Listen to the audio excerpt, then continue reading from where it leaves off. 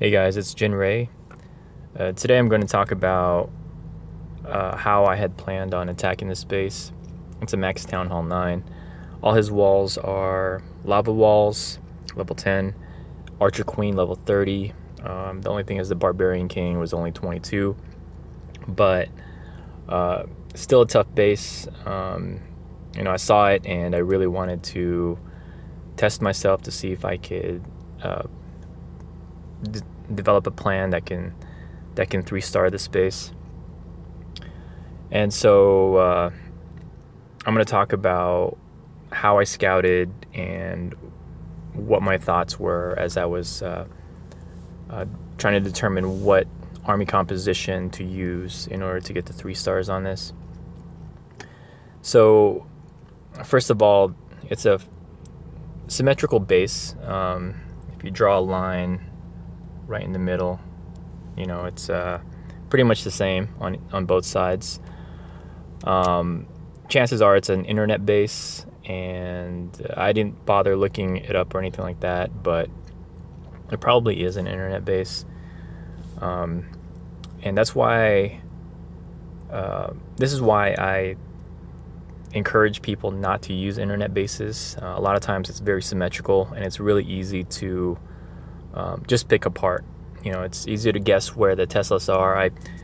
Right off the bat, I guessed the Teslas would be here, and it turned out to be correct.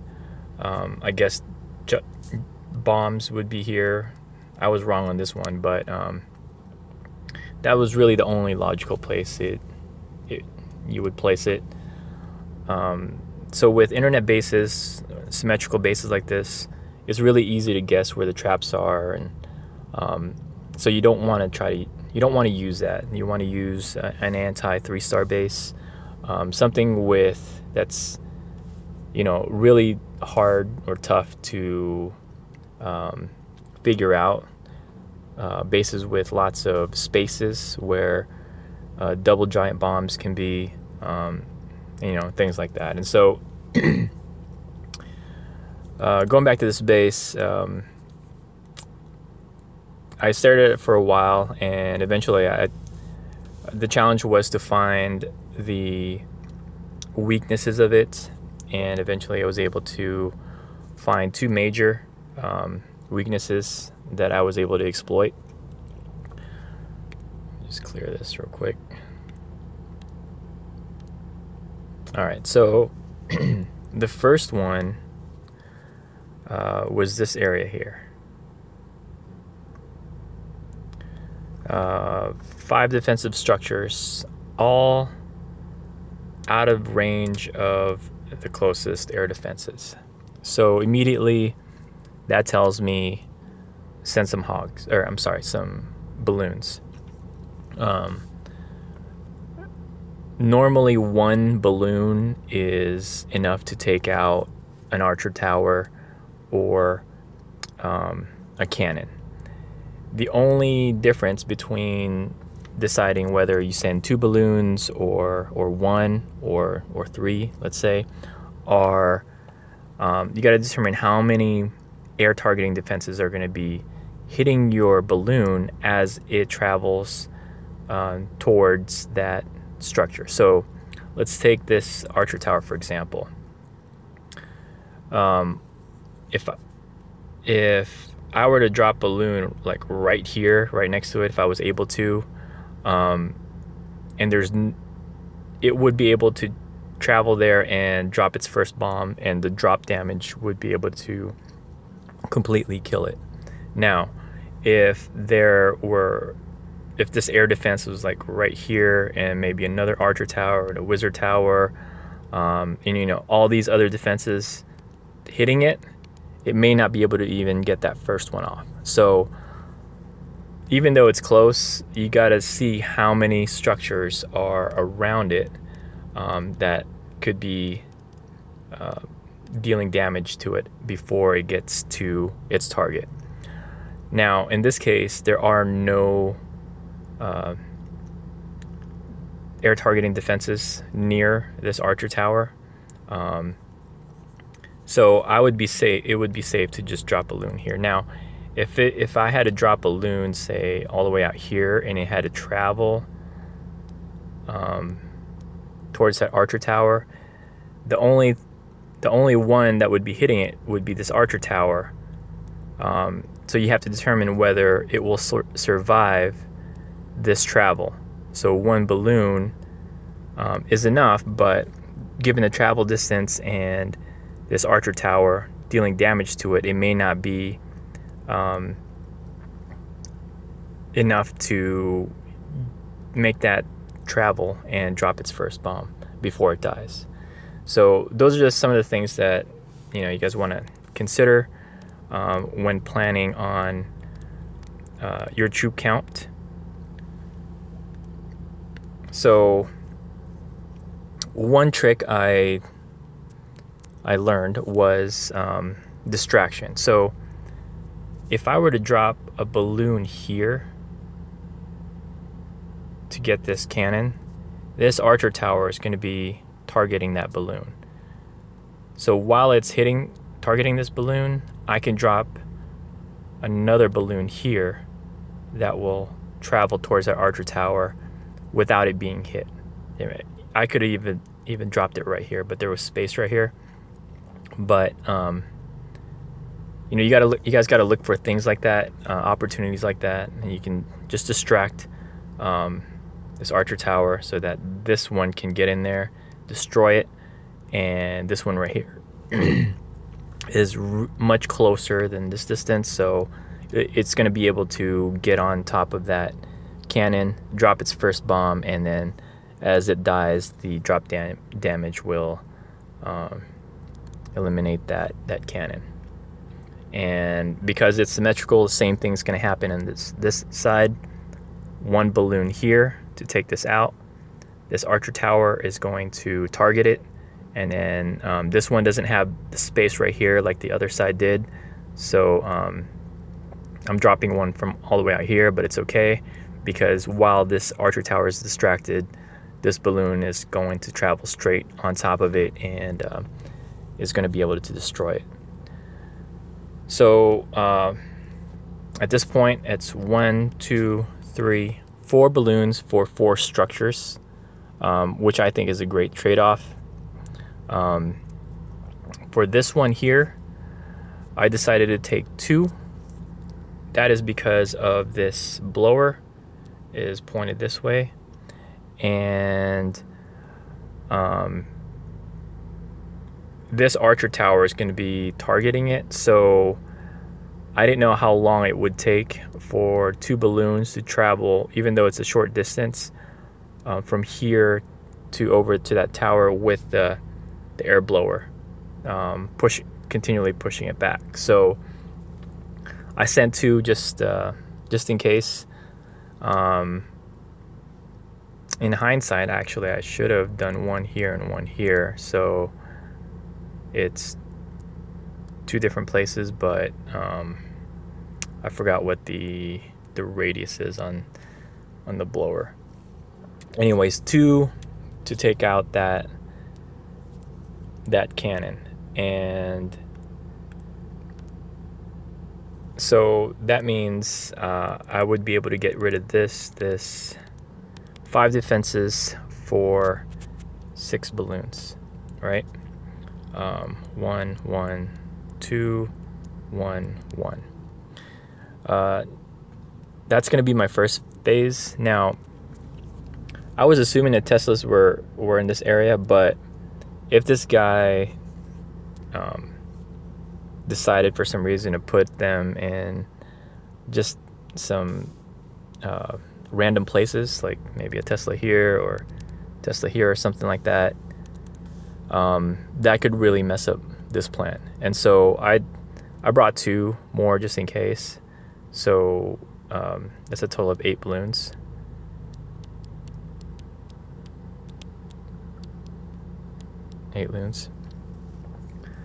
Just in case, something comes up, maybe there's an air mine that takes out one of my balloons, and I'll have, a couple in as backup. So the first phase of my attack was going to eliminate this area here. what I planned was, you know, 1 and 2 here to be released both at the same time. So 2 finger drop here, just so I can get these 2 going at this cannon here. I didn't know how long it would take. And then 1 here, then 1 here first to get the distraction, then another 1 here. What ended up happening was when I dropped these 2 here, the air blower started targeting this one, and these 2 here were able to take out this cannon and then make its way to this archer tower and take that out as well. So that was a little bit of luck there, and you know, I was able to take out 6 defensive structures for exactly 6 loons. So definitely a great trade-off there. Whenever you have that scenario where you can, you know, use 1 loon for 1 defensive structure, go for it. You know, I mean, you'll have a ton more spaces left in your army camp for other stuff. So that was the first phase. I planned on taking out the clan castle over here somewhere. With my clan castle, I decided to take only 1 witch, just because I wanted the extra space for extra troops, for extra hogs, more specifically. And plus, I was planning on taking Valkyries on this attack. So I went with 1 witch, 1 barb, 1 archer, and I used 2 wizards. 4 wizards total, but 2 wizards for the CC kill, and of course my archer queen to back them up, and that worked out pretty well.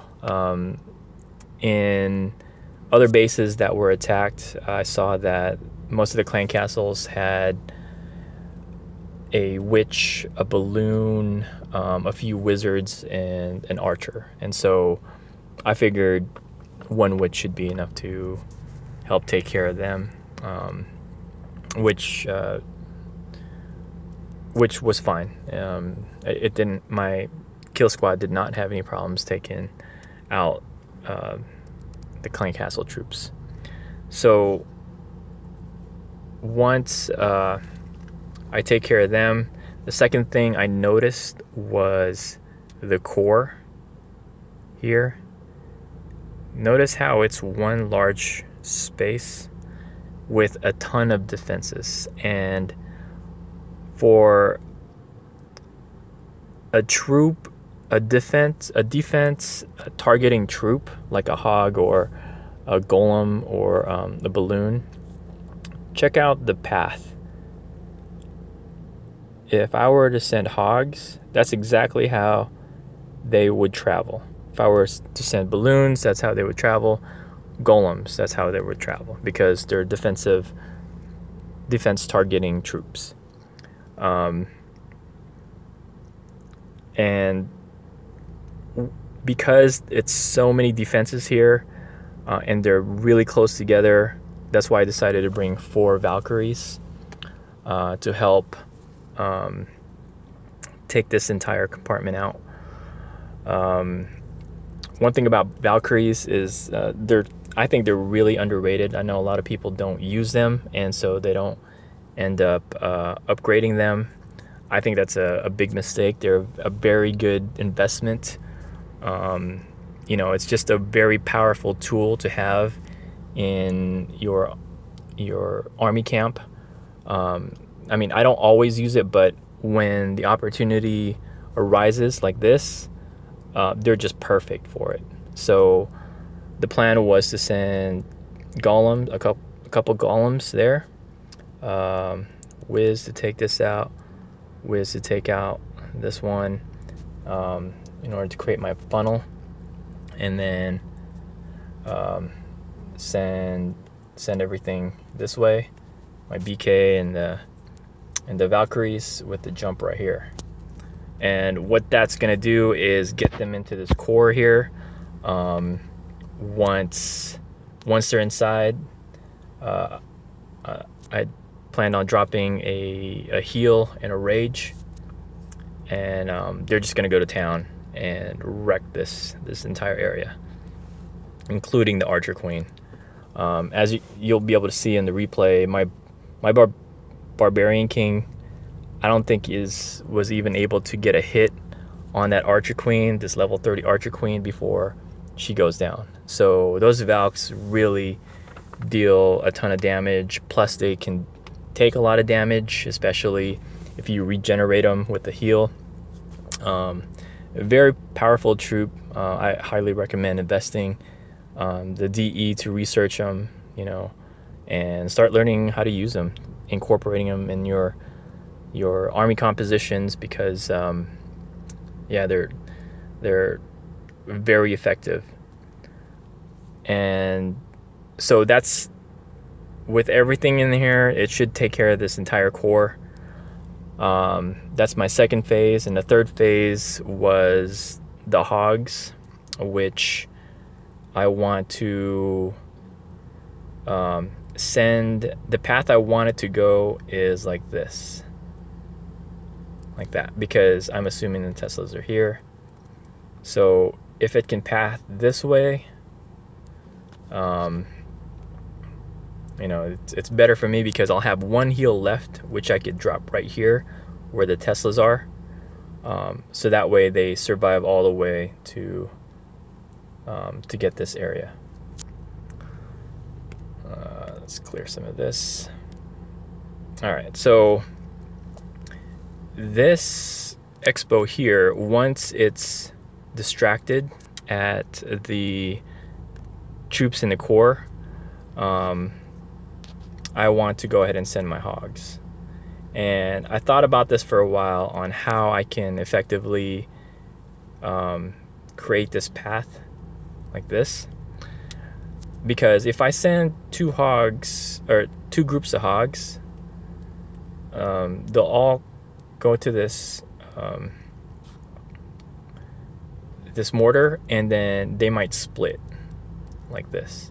And I don't want that. I want to keep them together as much as possible. So what I did was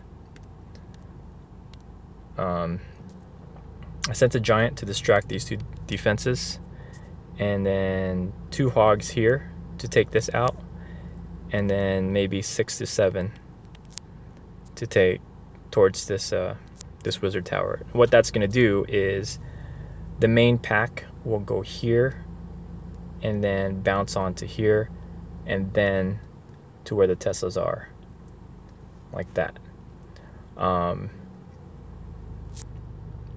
So that was a plan, and they should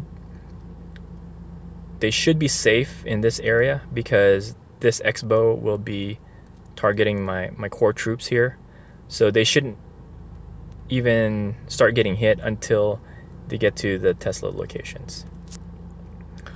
So that I ended up bringing about 15 hogs. I just filled up the rest of the army camp with hogs, and so this was about half of them here. The other half, because I was expecting double giant bombs here and my main pack may not have survived, I was going to do kind of a surgical with the rest.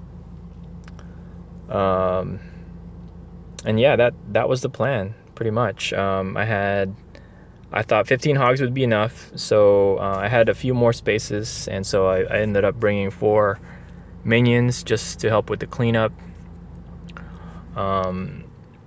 In the end, I had 2 more loons too, because I only ended up using 6 in this side here.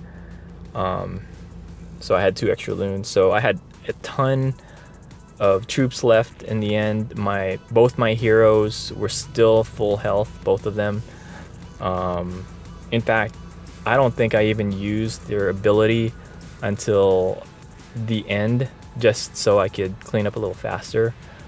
You know, I really like this attack because It highlighted the weaknesses of the base. I was able to exploit it as planned, and yeah, I was able to get the 3 stars. So I hope this commentary or my explanation on my plans made sense and it helps. I'm just gonna go ahead and show the video without any additional commentary on it. I hope you guys enjoy. If you do, hit the like button. And if you have any questions, just drop a comment. I'll try to answer anything if I see come across any questions. But I hope you guys enjoy, and I'll talk to you later.